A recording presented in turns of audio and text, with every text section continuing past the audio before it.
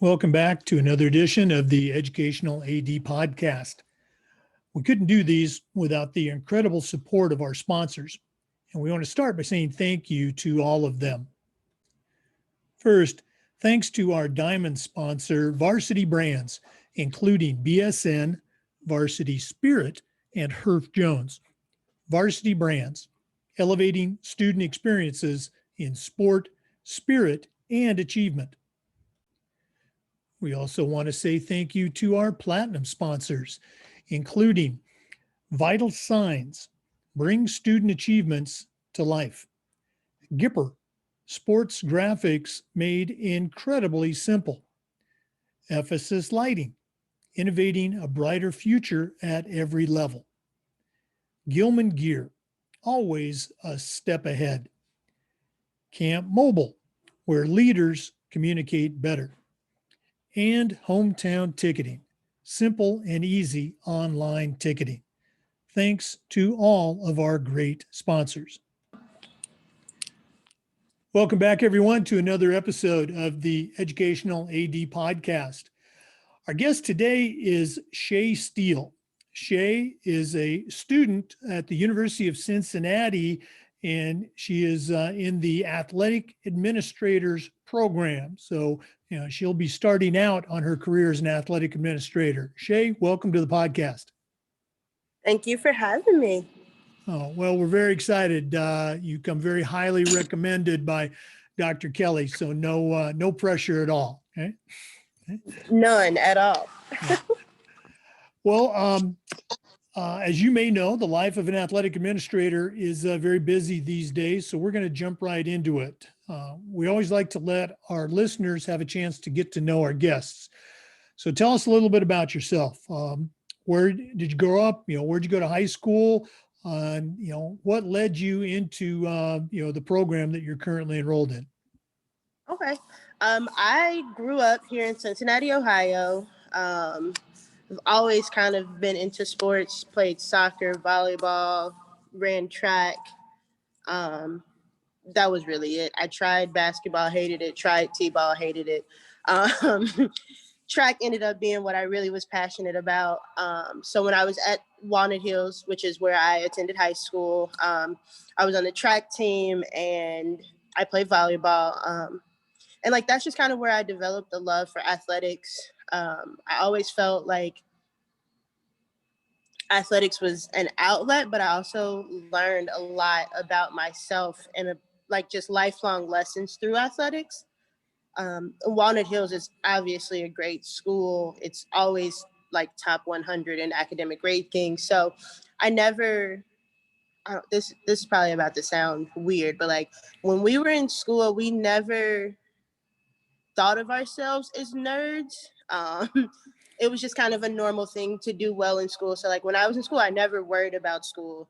We were those weird kids who we used to challenge each other to do better on tests. I bet I can get a better score. Super weird, I know.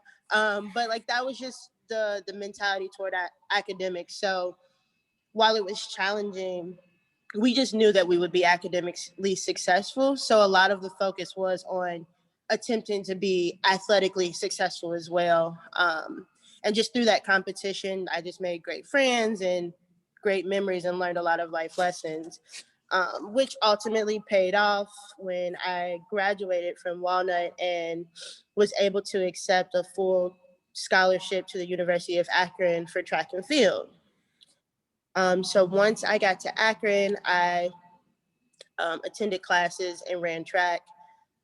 I never really knew what I wanted to do in college. I don't know any 18, 19-year-old who actually knows anything. I know we think we know everything, but I don't know any who just know right out, this is exactly what I want to do and it's never going to change. So my major did change a couple of times. They were all athletically related, but nothing concrete, nothing that I was super passionate about.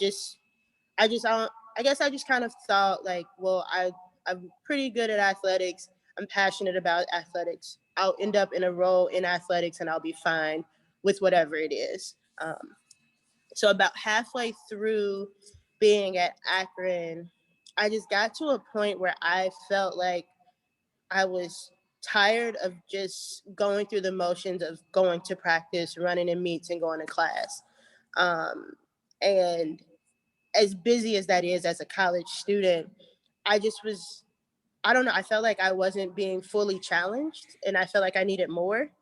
One of the things that I, even to this day, still brag about Walnut is that there's so many opportunities, so many clubs, so many different organizations where you could be a part of them and not be overwhelmed because it's so much, but dibble and dabble in different arenas and learn different things from different groups of people.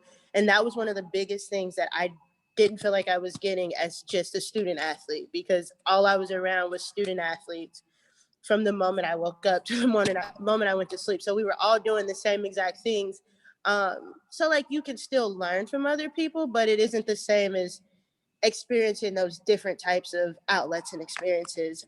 So that led me to joining my sorority, um, Zeta Phi Beta Sorority Incorporated, the Upsilon Epsilon chapter at University of Akron. And once I joined that, I became heavily involved in our chapter and holding leadership positions within our chapter, and then holding leadership positions within the NPHC overall. So things like learning how to run meetings, learning how to send out and develop agendas, learning the proper way to communicate business ways, or the proper businessy ways to communicate with other people. Um, were just like things that now I'm experiencing this. I can just add it to my tool belt, and whatever I end up deciding to do when I graduate, I'm learning them. And these are things that I wasn't necessarily learning through track.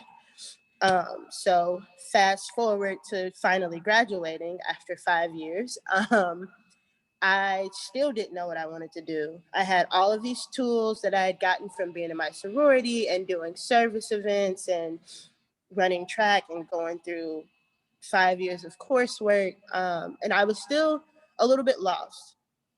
I still knew that I had a passion for athletics, but at the time, I also was developing a passion for wanting to show students, particularly student athletes, that there is more to a college experience than just going to class and going to practice. I think that as a student athlete on every level, it just gets so drilled into you that you have to do good in school. You have to do your best to be a good athlete. But a lot of and you do learn life skills, like you learn time management, but a lot of the time you become so focused on books, books, books, and practice, practice, practice that you don't really realize all of the other skills. And those are things that I wasn't really able to realize until I joined other organizations. So after graduation, I had my mind set up that I actually was going to go back to school and get my master's in higher education. And I was like, I'll figure out something where I can work in like student events or something to, show kids that there's more than just school and sports. Like you can get involved in anything. Um, so I moved home, got ready to start this master's program, and somehow got roped into coaching volleyball at my rival high school because one of my best friends from college, he was the AD at the time there. So I started that, and I just realized that my passion for sports was a little bit more than the college aspect of things. Um, and and this is not to throw shade at the other school, but they aren't as academically rigorous as Walnut Hills was. So I experienced a lot of culture shock when I got there. Like I said, when I was in school, we challenged each other to get better, to do better on tests than the next person. At the school that I was at, I mean, I had never heard of kids who weren't academically ineligible. It was such a foreign concept to me, but it was reality there. And it was dealing with the fact that kids were academically ineligible, going to games and realizing that there isn't a lot of familiar support, or like their friends don't come out and support them at games. I remember being in high school and our friends would paint up their bodies for volleyball games. Like, who does that? But like, that's just what we did. That was the culture of our school. That was just the connectedness of our class. And that was something that wasn't happening at this high school that I was at. So for like the first month or two, like I just was completely out of sorts. I didn't understand like how this was a thing, how there was no true culture in the athletic department, how kids didn't see the importance of their education, how a lot of them didn't even see how their talent or their passion for sports could be their means to get out of their current situation. So I just started interning with him in the athletic department, helping with games and learning the behind the scene things. And I think that by probably like basketball season, so just a couple months in, like I made up my mind, like this is where I need to be.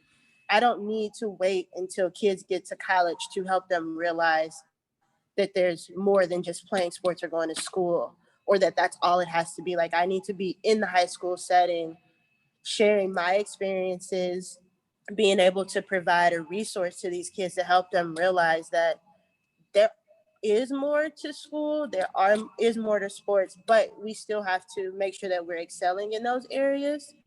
And then, I mean, that's kind of just how I got stuck in the high school field. So that following school year, a position opened up at Walnut, and everything just timed out perfectly. And I've been here ever since at Walnut. Yeah, I just think that's so cool that you can, go through those various steps in your own career, have a direction, know where you want to go, and then at the same time be able to adjust on the fly as situations present themselves. And just so being a good athlete and a good student, you're not a nerd. Otherwise, I'm at an entire school of nerds. We're at a college prep school here where I'm at, and Yeah, that's the culture. So good for you. That's exactly what Walnut Hills is. And it's kind of nerdy. I'm not afraid to admit it. It helped me get good grades in high school for sure, because we were challenging each other. But I mean, even the culture of that then is completely different from now. And looking back, I'm like, God, we were such nerds. We would literally sit in class like, I bet I get a higher A on this test than you. Like, who does that? Oh, that's good stuff. You talked a little bit about it, but I want you to elaborate. In our profession, you're just starting out. I've been in it for a long time. But we talk about the importance of mentorship and leadership, mentoring that next generation. Who were one or two of your mentors up to this point that have got you going on your career? So I'm like kind of new. I've been at Walnut now for 5 years. I think this is either my 5th or 6th year. So like I'm still fresh, but like not super super fresh. But I would say that my biggest mentors, or my like biggest sounding boards or go-to people, would be Rayshawn Walton, who used to be the AD over at Withrow High School when I first moved back home and got into things. He was kind of the one who, like, before I knew that I could be good at doing this, he was the one that was like, no, I think this could be for you. I think this is somewhere where you can excel.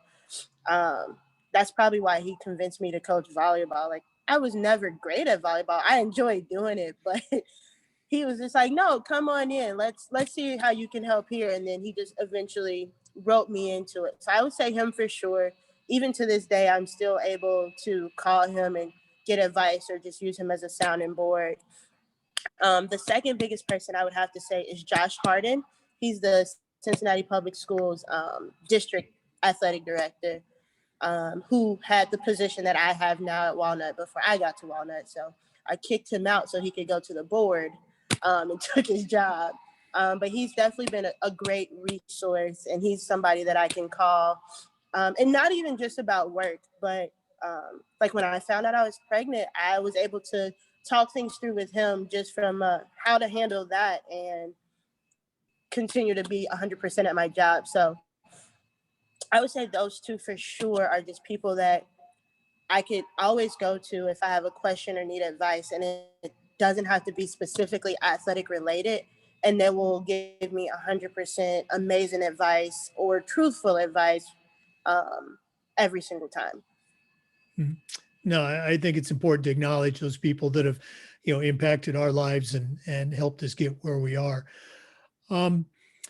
Next question. You've got a unique perspective of having, attended your high school, coached at your rival high school, and now you're back, working at your alma mater.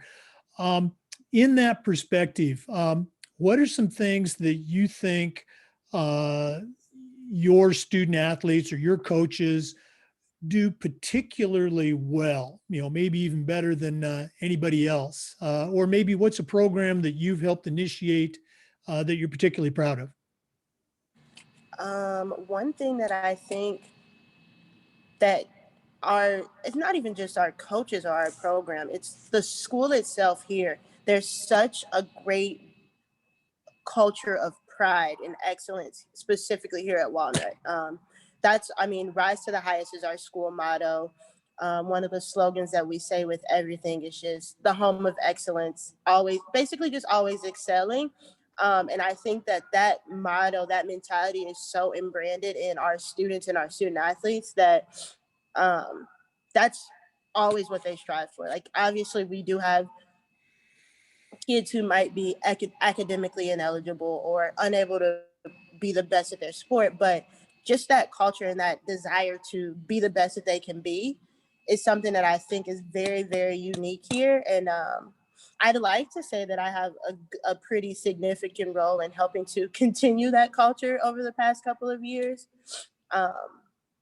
with like things like our student section, like being an intricate role in that, and being like a sounding board for our parents and kind of that go-to person when they have a complaint, where I can bring it back to our department and we can discuss things and figure out how to make things better. So I would say just the overall culture of our school and that desire to be the home of excellence in everything that we do, academically, athletically, in the community, just in general, is super, super big. And that's not to say that other schools don't have that same drive or that push, but Walnut is a different monster. It's very unique. I don't, and I'm 100% biased, but I don't think there's another school in Cincinnati or in Ohio that is anything like Walnut. And that's not to say that they aren't as good as. I'm sure there's schools that might be better than us in a lot of things, but it's such a unique place. And that culture is just super, super engraved in everything that we do. No, and again, that's so important to, take pride in your culture, and many schools would, love to have that type of pride and that type of success. And it's not, we're better than you. It's just, hey, we do a good job at this. So appreciate you sharing that. Shay, I've been asking our athletic directors this particular question since we started this back in June. Your episode is actually number 95, so we've done quite a few of these. But I'm curious to hear your answer. And it's under the heading of social issues or even social justice, if you will. When we first started doing these back in June, the events of Minneapolis and Atlanta, were still quite fresh. Even several weeks ago in Wisconsin. So my question is this: what are some things that we can do as athletic directors? What are some things that we can do better with our kids, with our coaches, with our culture, if you will, in this area of, social awareness and social issues? I think that's a really good question. Our conference actually is in that process of, we just recently released like a formal stance on where we stand on social justice, and we've created a committee of students and athletic directors to kind of start these conversations. And I think that, especially in today's times, is that a lot of change can be made if we as athletic directors just listen to what our kids have to say.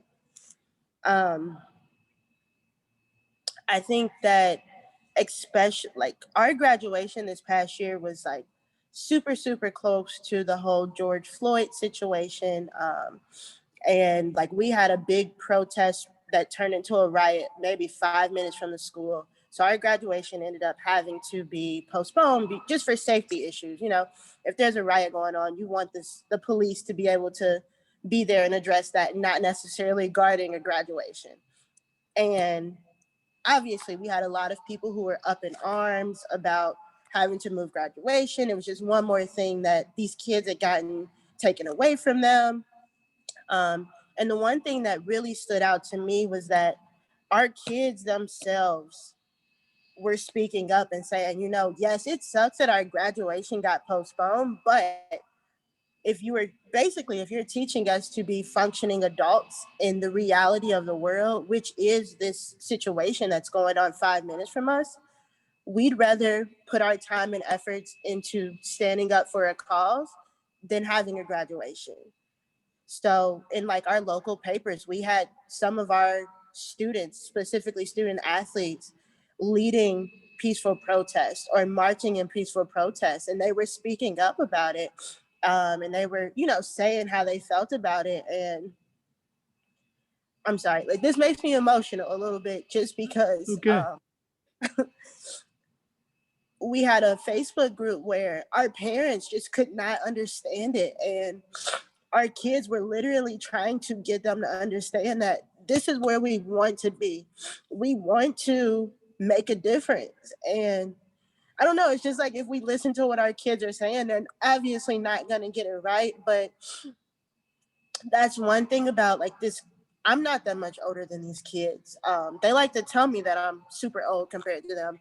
But it's one thing about this generation that's different from my generation, that's even different from generations before us, is that they're very vocal and they're very action oriented. And if they see the need for change, they're going to hop into action no matter what. So I just think if we as administrators are willing to listen to what they actually have to say and be supportive of what it is they want to do or want to get want to get across, and just provide the proper guidance, I think that goes a long way. I really appreciate you sharing that. Obviously, it's something that's very close to your heart. So thanks so much. We No need to problem. hear that. Let's go ahead and lighten things up just a little bit. I also ask all of our ADs, what's your favorite part of the job? And of course, they will say it's the kids, and it should be. But in addition to being with the kids, what are some of the things that get you excited about coming to work each day? It is not the kids. The kids, and it might just be my relationship with the kids, but like when you become good people with the kids, they start to think that they're your own kids. And then you have 3,000 kids, and that's a lot of kids. um, but I would say that my favorite aspect of the job, and the one thing that keeps me coming back every day, is the ability to be able to connect with the kids in ways that we are both passionate. So if that, like, I enjoy being able to execute a basketball game where I know that I enjoy watching basketball, this kid enjoys playing basketball, and I'm able to provide that opportunity. For me, it's all about being able to provide the means and the outlets and the opportunities for our kids, because without us, they wouldn't have those opportunities. Oh, that's And so true. There's so much that goes into organizing a successful event that people don't yeah, understand. And when we can sit back and everything is running smoothly, we can take great pride in that. Thanks for sharing that. I didn't mean to cut you off. no, you're good. I was just gonna say, if any of my kids are listening, I do still love you very much, but you're not my favorite. That's okay. You have 3,000 favorites. That's right. Well, Shay, this has been really refreshing to get to hear some perspectives from someone that's got their whole career in front of them. But we're not done yet. We always like to wrap up with what we call the new athletic director's toolbox. Now, you've been doing this for a while, so you're not a rookie, but I'm challenging you right now to send out a brand new athletic director on their very first job. But I'm only going to let you put 3 things in their toolbox? What 3 items are going to go in Shay Steele's athletic director toolbox? Ooh, this is a good one. I would say a planner, because there's a lot of meetings. There's a lot of important times that you need to meet. There's a lot of deadlines. There's a lot of scheduling. So that's one thing that you need a planner with you. And make sure you have the planner and pen go hand in hand. So that's 2 things, but it's going to be one. The second thing is going to be a solid list of resources, whether that's a former AD and, just a couple of people that you've met throughout the process. So a former professor, things like that. I would say that solid list is going to help you through everything, because if you don't know the answer, you can call them and always find an answer. So just having that solid list of resources. And then the third thing that I would say, and it's not necessarily a tool, but I would say going in with an open mind, just because you can learn 1,000 things in a college program. You can learn all this stuff in the books and still have things that will come up that you will never find in a textbook. But the ability to have an open mind and to be able to think on your feet and formulate a course of action that may be something that you never would have thought of in a million years, can get you a long way. So those are my 3 things: a planner and pen, a list of great resources, and an open mind. No, great advice. Okay. Well, Shay, thanks again for being on. Continued success with Walnut and your career, and looking forward to reading about you in the coming years. Thank you. Thanks for having me. To our listeners, thanks as always for tuning in. Come back again next time for another episode of the Educational AD. Thanks again for listening. Remember, this Zoom conference will also be available on our YouTube channel. That's Educational Athletic Director, FIAAA on YouTube. Have a great day.